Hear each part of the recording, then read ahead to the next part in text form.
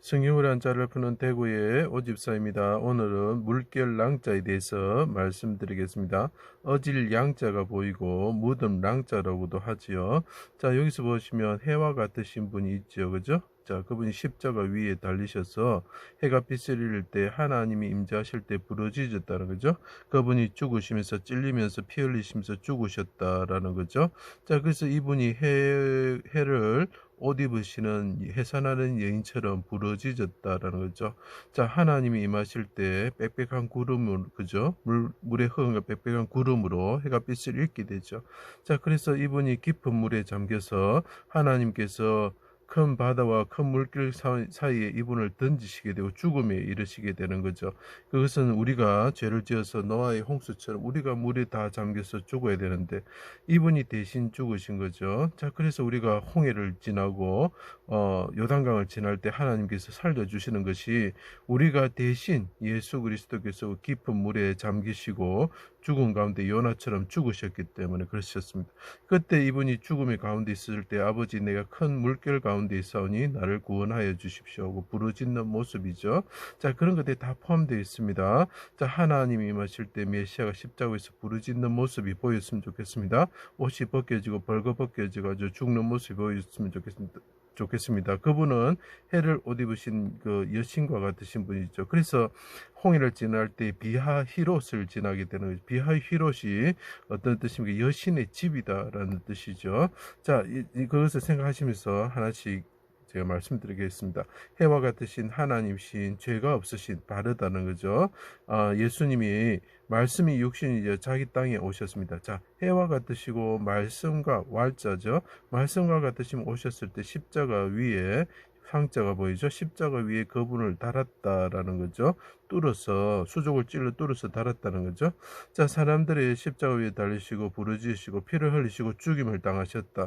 해산하는 예임처럼 용사처럼 부르짖으셨다. 언제 해가 하나님이 임재하시면서 해가 빛을 잃을 때에 부르짖었다는 거죠. 자, 시편 18편하고 사마 22장을 좀 봐주시기 바랍니다. 부르짖으시고 피를 흘리시고 죽임을 당하셨다. 해가 빛을 잃고 그쳤다는 거죠. 자, 그칠 때 관련된 물이 뭘까라는 거죠. 어둠이 온 땅에 덮었습니다. 물의 흑암과 빽빽한 구름으로 그랬죠. 하나님의 임재를 뜻하는 거죠. 그때 나의 하나님 어찌하여 나를 버리셨습니까? 자, 십자가 위에 계신 분이 부르짖는 모습이 보이죠. 하나님 하고 하나님 하고 부르짖는 모습이죠. 크게 부르짖으셨다. 크고 깊은 물의 심판을 그분이 대신 받으셨다. 그분이 임하셨을 때 물의 흑암과 빽빽한 구름으로 덮음으로 해서 이분이 깊은 물에 잠겨 있는 모습을 보여주고 있는 거죠. 그래서 우리가 성막에 보면 해달 가죽으로 덮습니다. 단순히 물도 없는 비도 많이 없는 곳에 해달 가죽을 덮는 것이 아니고 그분이 해달처럼 이것은 제가 듀공이라고 계속 말하고 있는데 듀공과 같은 존재처럼 깊은 물에 잠겨 있는 존재가 되었다는 것을 보여주는 거죠. 자, 그래서 사람들이 해면에 적신 심포도주를 주는 것이 네가 깊은 물에 바다의 식물에서 먹는 그런 깊은 물에 잠긴 듀공처럼 된 너를 구원해보라고 조롱을 하고 있는 거죠.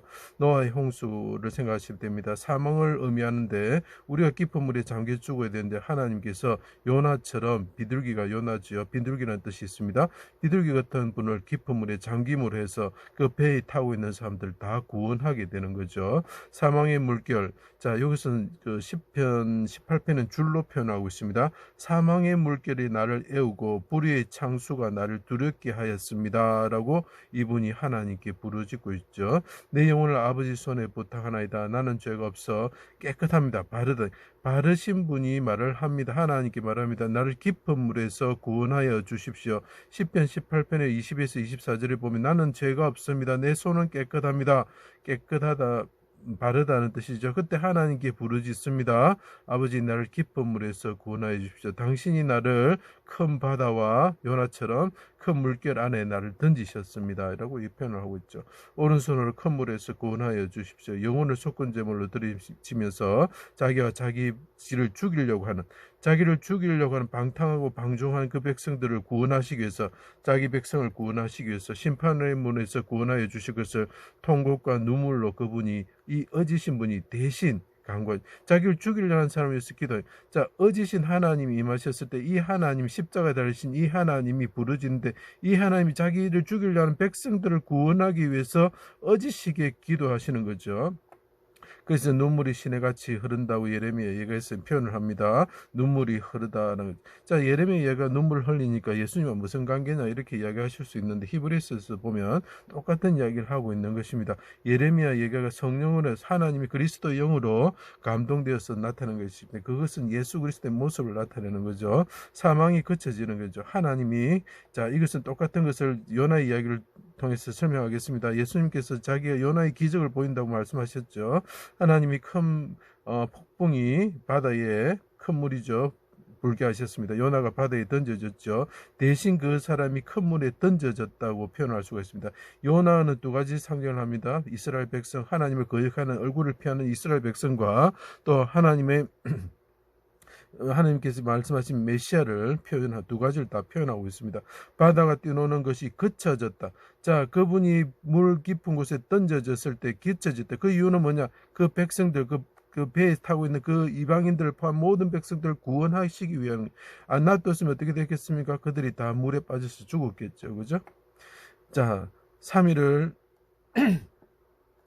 물고기 뱃속에 있었습니다. 무덤이 계셨다는 거죠. 무덤 랑자가 되는 거죠. 서울에 있었다는 거죠. 근데 그분이 서울에 내려갔다는 뜻이 아닙니다. 육체가 무덤에 내려갔다는 뜻입니다. 고난을 말미암아 여호와께 불러 아랬습니다.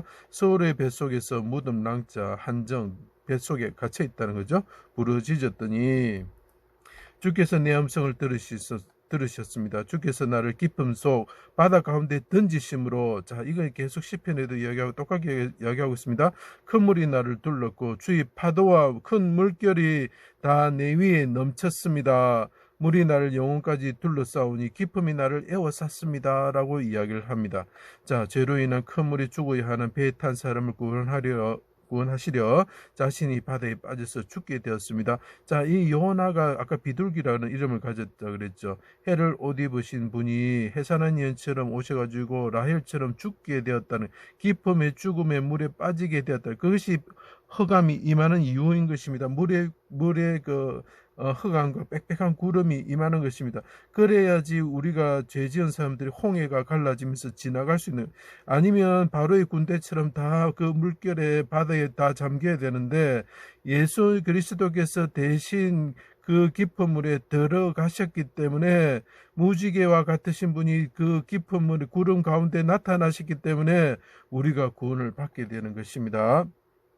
무지개가 예수님이라는 것을 한번 묵상해 보시기 바랍니다. 노아의 홍수의 무지개가 단순히 물리적인 무지개를 말하는 것이 아닌 것입니다. 자, 자신의 기도로 구원을 하심을 받아 그분이 빠져 죽게 되었지만 하나님께 자신의 기도로 구원함을 받았습니다. 그래서 백성들을 구원하시게 되었다는 거죠. 자, 그래서 물결, 파도, 물결이 일다 이런 뜻이 됩니다.